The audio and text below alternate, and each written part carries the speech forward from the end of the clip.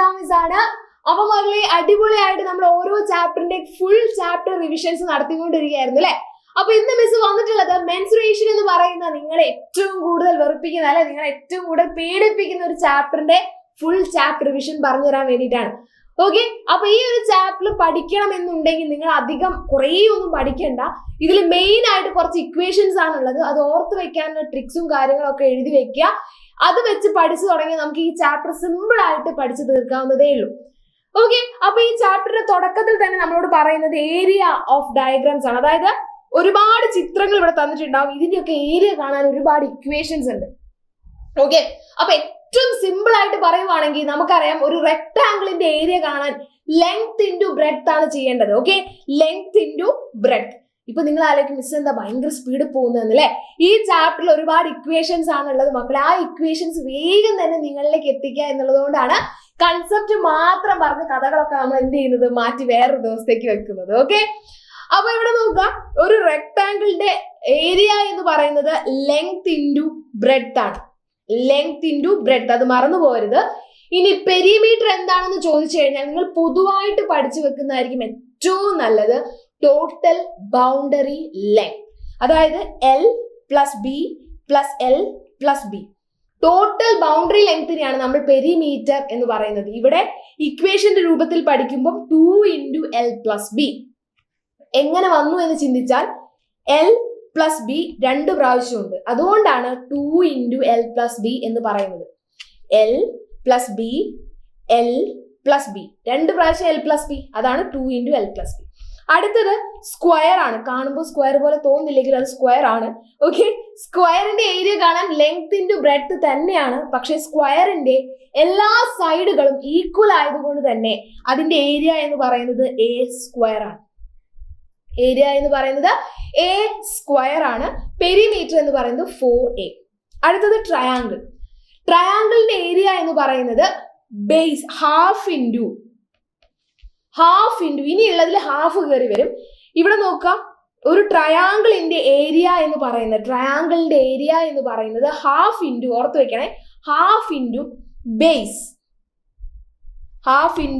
Base into അതിലേക്ക് വരയ്ക്കുന്ന perpendicular distance from the opposite vertex. അതായത് ഏതാണോ നമ്മൾ ബേസ് ആക്കി എടുക്കുന്നത് അതിന്റെ ഓപ്പോസിറ്റ് ഒരു കോർണർ ഉണ്ടാവും. ട്രയാങ്കിളിന് 3 കോർണർ ആണുള്ളത്.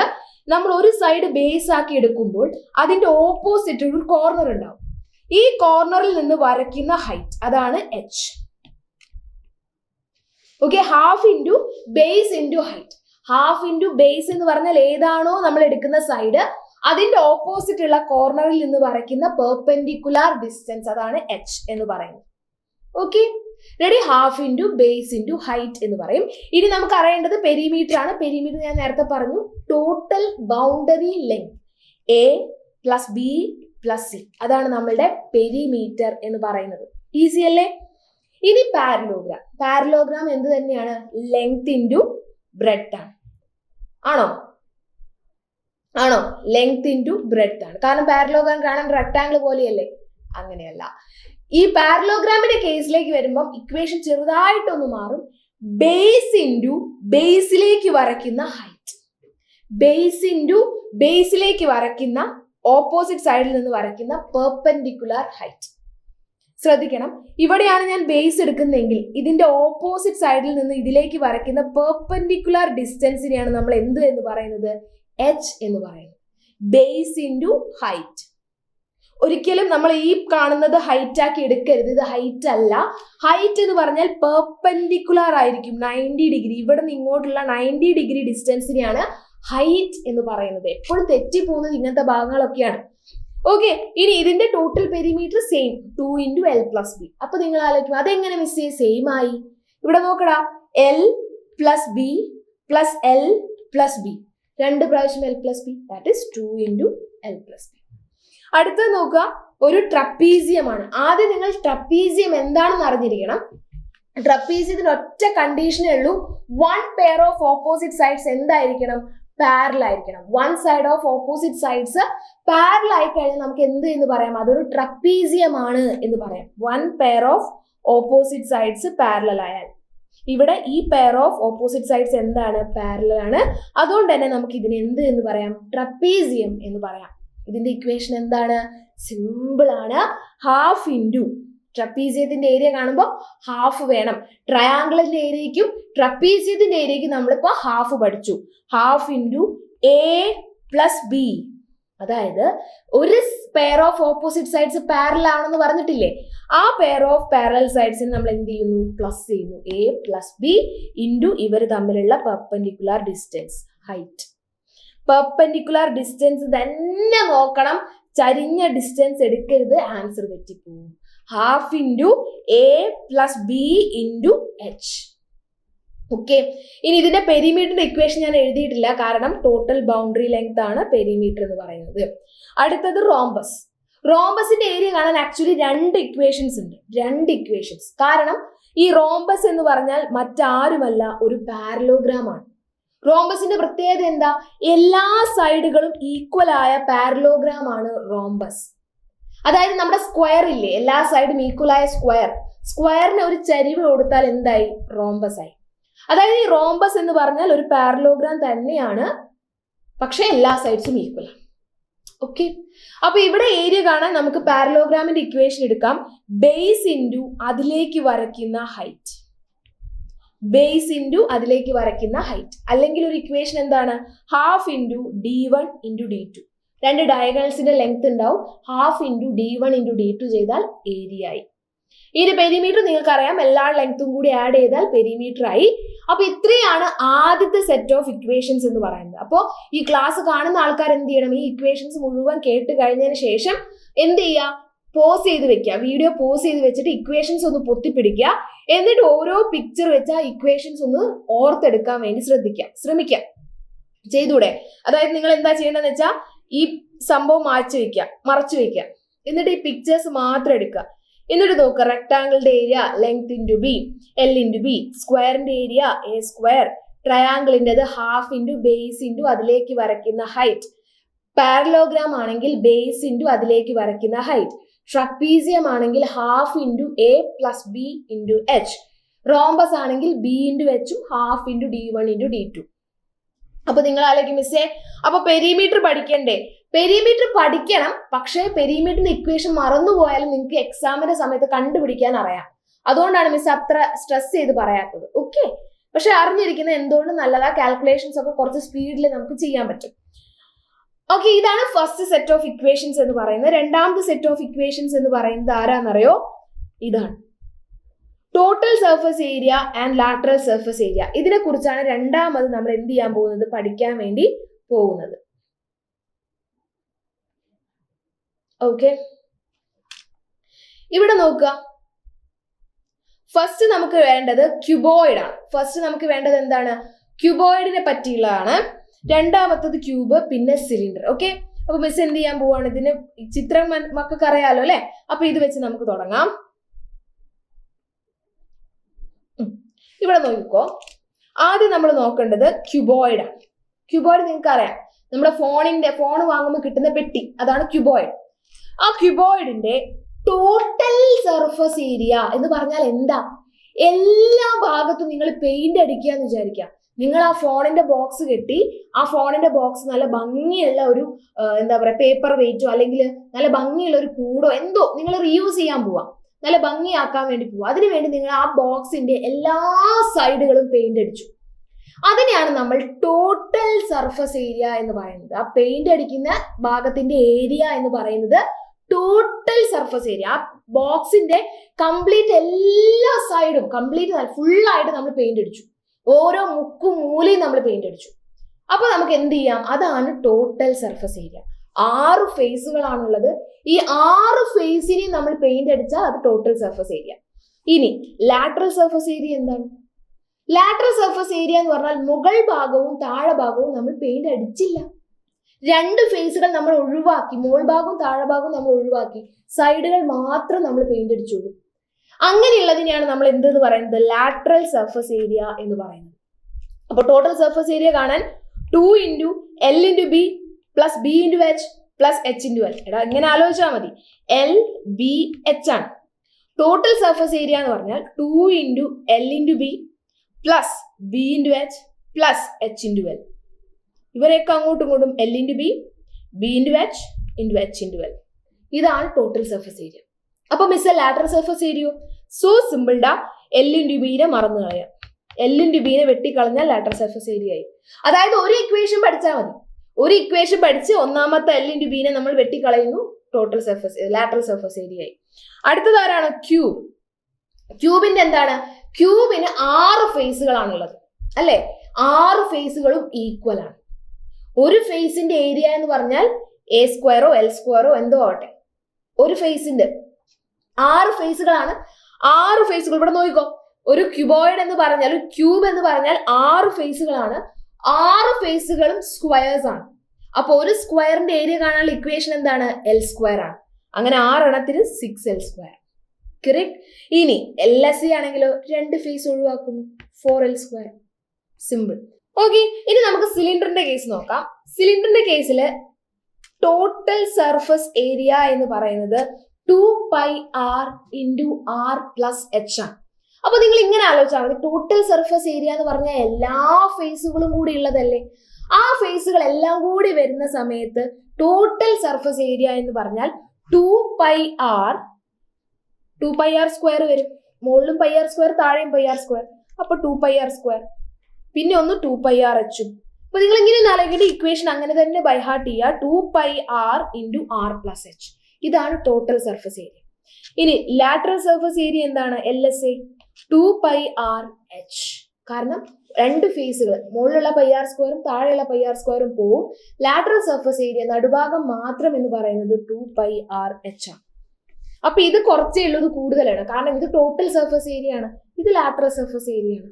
ഓക്കെ, അപ്പൊ ഇതാണ് നമ്മളുടെ ടോട്ടൽ സർഫസ് ഏരിയയും ലാറ്ററൽ സർഫസ് ഏരിയയും തമ്മിലുള്ള ആയിട്ടുള്ള എല്ലാ ഇക്വേഷൻസും. ഇതും എന്ത് ചെയ്യുക? ബൈ ഹാർട്ട് ചെയ്യുക. പിന്നെ നിങ്ങൾ ചെയ്യേണ്ടത് ഈ ചിത്രങ്ങൾ എടുത്തു വെച്ച് എന്ത് ചെയ്യണം? ഈ പിക്ചേഴ്സ് നോക്കി ഇതിന്റെ എല്ലാം ഇക്വേഷൻസ് ബൈ ഹാർട്ട് പഠിച്ചു വെക്കണം. ക്യൂബോയിഡിന്റെ ആകുമ്പോൾ 2 into L into B plus B into H plus H into L.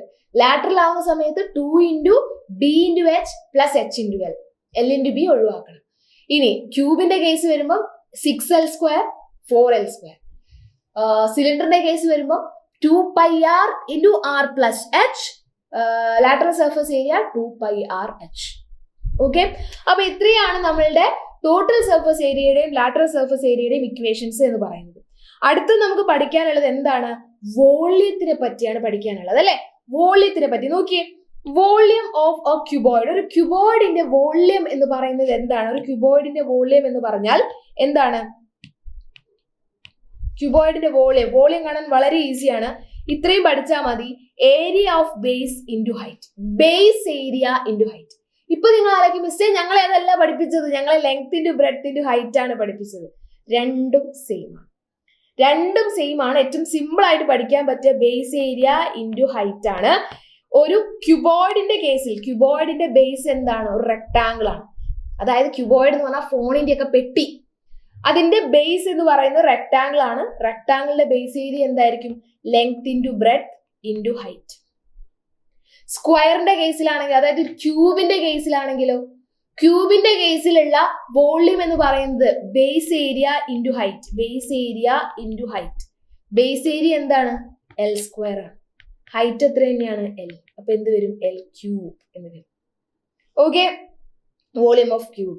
സിലിണ്ടറിന്റെ കേസിലോ ബേസ് ഏരിയ. സിലിണ്ടറിന്റെ ബേസ് ഏതാ മക്കളെ? സിലിണ്ടറിന്റെ ബേസ് സർക്കിൾ ആണ്. πr square. Height h. πr square h. മറന്നു പോവില്ല. ഈ ഒരു ഇക്വേഷൻ പഠിച്ചു വെച്ചാൽ നിങ്ങൾക്ക് വോള്യത്തിന്റെ ഇക്വേഷൻ മറന്നു പോവില്ല. Base area into height. ക്യൂബോയിഡിന്റെ അകത്ത് ബേസ് ഏരിയ എന്ന് പറയുന്ന റെക്ടാങ്കിൾ ആണ്. സോ അതിന്റെ equation length into breadth into height. ക്യൂബിന്റെ കേസിൽ ബേസ് എന്ന് പറയുന്നത് സ്ക്വയർ ആണ്. അപ്പം എൽ സ്ക്വയർ ഇൻറ്റു ഹൈറ്റും എൽ തന്നെയായിരിക്കും. അപ്പൊ എൽ ക്യൂബ് എന്ന് വരും. സിലിണ്ടറിന്റെ കേസിൽ ബേസ് സർക്കിൾ ആണ്. സർക്കിളിന്റെ ഏരിയ എന്ന് പറഞ്ഞാൽ πr സ്ക്വയർ ആണ് into H. πr square H. Ready? അപ്പൊ ഇതാണ് നമ്മളുടെ വോള്യത്തിന്റെ ഇക്വേഷൻസ് എന്ന് പറയുന്നത്. ക്ലിയർ അല്ലേ? റെഡി? ഇനി നമുക്ക് അറിഞ്ഞിരിക്കേണ്ടത് യൂണിറ്റുകളെ പറ്റിയാണ്.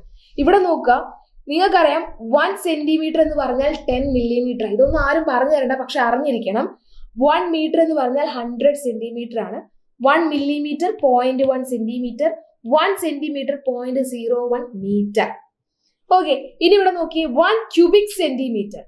1 cubic centimeter എന്ന് പറഞ്ഞാൽ എന്താണ് ആക്ച്വലി? 1 cubic centimeter എന്ന് പറഞ്ഞാൽ നമുക്കറിയാം 1 centimeter 1 centimeter into 1 centimeter into 1 centimeter ആണ് അല്ലേ? 1 cubic centimeter എന്ന് പറഞ്ഞാൽ 1 centimeter into 1 centimeter into 1 centimeter. 1 centimeter എന്ന് പറഞ്ഞാൽ 10 millimeter. അങ്ങനെ 3 പ്രാവശ്യം ചെയ്യുമ്പോൾ എന്ത് വരും? 1000 millimeter cube. അപ്പൊ 1 centimeter cube എന്ന് പറയുന്നത് 1 centimeter cube എന്ന് പറയുന്നത് 1000 millimeter cube ആണ്. അപ്പൊ 2 centimeter cube 2000 millimeter cube. Okay, അടുത്തത് ക്യൂബിക് മീറ്റർ. ക്യൂബിക് മീറ്റർ എന്ന് പറഞ്ഞാൽ നിങ്ങൾക്ക് അറിയാം എന്താണ് cubic metre? 1 meter 1 meter 1 meter. അപ്പൊ എന്താണ് 1 meter cube? 1 meter cube എന്ന് പറഞ്ഞാൽ എത്രയാണ്? 1 meter എന്ന് പറഞ്ഞാൽ എത്രയാണ് നിങ്ങൾക്ക് അറിയാം? 1 meter എന്ന് പറഞ്ഞാൽ 100 centimeter അല്ലേ? അപ്പം 100 into 100 into 100, അതായത് 100,000,000 സെന്റിമീറ്റർ ക്യൂബ്. നോക്കാം, 1s 10s 100,000 10,000 lakh 10 lakh. 1 cubic meter 1 meter cube എന്ന് പറയുന്നത് എത്രയാണ്? 10 lakh centimetre Cuba. 1s 10s 100,000 10,000 lakh 10 lakh. 1 meter cube എന്ന് പറയുന്നത് 10 lakh സെന്റിമീറ്റർ ക്യൂബാണ്. ഇനി ഇതിന്റെ ഉത്തരം എത്രയാന്നുള്ളത് നിങ്ങൾ എന്ത് ചെയ്യണം? താഴെ കമന്റ് ആയിട്ട് പറയണം. ഓക്കെ, ഇതിന്റെ ഉത്തരം ഞാൻ ചെയ്യുന്നില്ല, അത് നിങ്ങൾ ചെയ്യാം. 1 cubic meter എന്ന് പറഞ്ഞാൽ 1 millimeter 1 millimeter 1 millimeter.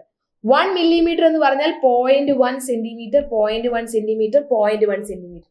അങ്ങനെ പറഞ്ഞാൽ എത്ര സെന്റിമീറ്റർ ക്യൂബാണ്? ഒരു 0.000 എന്ന് പറഞ്ഞൊരു ആൻസർ വരും. അത് എത്രയാണ് എന്ത് ചെയ്യുക? എന്റെ കമന്റ് സെക്ഷനിൽ, ഇത് ഈ വീഡിയോയുടെ താഴത്ത് കമന്റ് ആയിട്ട് എന്റെ മക്കൾ പറയണം. ഓക്കെ, പറയാൻ മറക്കരുത് കേട്ടോ. ഇനി നമുക്ക് പഠിക്കാനുള്ളത് ഈ ഒരു ചാപ്റ്ററിൽ വോളിയം എന്താ, കപ്പാസിറ്റി എന്താണെന്നാണ്. ഓക്കെ, അപ്പം വോളിയം കപ്പാസിറ്റിയും പറയാൻ നിങ്ങൾക്ക് ഏറ്റവും ബെസ്റ്റ് ആയിട്ട് നിങ്ങളുടെ കയ്യിൽ വലിയൊരു പെട്ടി ഉണ്ടെന്ന് വിചാരിക്കും, മരം കൊണ്ട് ഉണ്ടാക്കിയ ഒരു പെട്ടി. പക്ഷെ ആ പെട്ടിയുടെ മുകളിൽ ചെറിയ ദ്വാരമേ ഉള്ളൂ. പെട്ടി വേണ്ട, നിങ്ങൾ തെർമോക്കോൾ എടുത്തു വരും. തെർമോക്കോൾ, നമ്മുടെ തെർമോക്കോളിന്റെ ഒരു കട്ട എടുത്തു എന്ന് വിചാരിക്കുക, തെർമോക്കോൾ കട്ട. ആ തെർമോക്കോൾ കട്ടയുടെ മുകളിൽ നിങ്ങൾ ചെറുതായിട്ടൊരു കാർവ് ചെയ്ത് ചെറിയൊരു ഓട്ട ഉണ്ടാക്കിയെന്ന് വിചാരിക്കും, ചെറിയൊരു കുഴി. അപ്പൊ നിങ്ങളോട് ഞാൻ ചോദിക്കുവാണ്, ആ ചതുരക്കട്ട, ആ തെർമോക്കോൾ കട്ടയുടെ വോളിയം ചോദിച്ചു കഴിഞ്ഞാൽ നിങ്ങൾ എന്ത് ചെയ്യും? Length into breadth into height പറഞ്ഞ് നിങ്ങൾ കാൽക്കുലേറ്റ് ചെയ്ത് പറയും. നേരെ മറിച്ച് ഞാൻ ചോദിക്കുകയാണ് അതിന്റെ കപ്പാസിറ്റി എന്താന്ന് ചോദിച്ചു കഴിഞ്ഞാൽ മുകളിൽ നിങ്ങൾ എത്രയാണോ തുറന്ന് വെച്ചത് അല്ലെ, കാർവ് ചെയ്ത് വെച്ചത്, ആ ഒരു ഭാഗം മാത്രമാണ് അതിന്റെ കപ്പാസിറ്റി. ആ ഒരു സ്പേസ് മാത്രമാണ് അതിന്റെ കപ്പാസിറ്റി. കപ്പാസിറ്റി എന്ന് പറഞ്ഞാൽ ഉള്ളളവ് എന്ന് പറയും. ഉള്ളിൽ എത്ര അളവുണ്ട് അതാണ് കപ്പാസിറ്റി. വോള്യം എന്ന് പറഞ്ഞാൽ ആ ബൾക്കായിട്ട് കാണുന്ന അതിന് മൊത്തമായിട്ടാണ് നമ്മൾ എന്തെന്ന് പറയുന്നത്? വോള്യം എന്ന് പറയുന്നത്. കപ്പാസിറ്റി എന്ന് പറഞ്ഞാൽ അതിന്റെ മുകളിൽ ഉള്ളിൽ എത്ര അളവുണ്ട് അതാണ് capacity. Okay, there is not such much difference between these two words. Volume capacity തമ്മിൽ വലിയ വ്യത്യാസങ്ങളില്ല. പക്ഷേ volume refers to the amount of space but occupied by an object. ഒരു ഒബ്ജക്റ്റ് എടുക്കുന്ന സ്പേസിന് മൊത്തമായിട്ടാണ് നമ്മൾ വോളിയം എന്ന് പറയുന്നത്. while capacity refers to the quantity that container hold. ആ ഒരു സാധനത്തിന് ഉള്ളിൽ എത്ര ഉൾക്കൊള്ളാൻ കഴിയും എന്നുള്ളതാണ് കപ്പാസിറ്റി കൊണ്ട് ഉദ്ദേശിക്കുന്നത്. കപ്പാസിറ്റി നമ്മൾ മെഷർ ചെയ്യുമ്പോൾ ലിറ്ററിലും മില്ലി ലിറ്റർ അങ്ങനെയൊക്കെ ഉള്ളതിലേക്കാണ് പോവുക. അപ്പൊ നമ്മൾ അറിഞ്ഞിരിക്കണം സെന്റിമീറ്റർ ക്യൂബിനെ എങ്ങനെ ലിറ്ററിലേക്ക് മാറ്റാം. സംഗതി വളരെ എളുപ്പമാണ്. 1 milli litre is equal to 1 centimeter cube.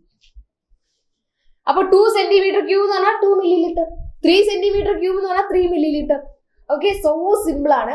ഇനി അങ്ങനെയാണെങ്കിൽ 1000 സെന്റിമീറ്റർ ക്യൂബ് എന്ന് പറഞ്ഞാൽ 1000 മില്ലി ലിറ്റർ ആണ്.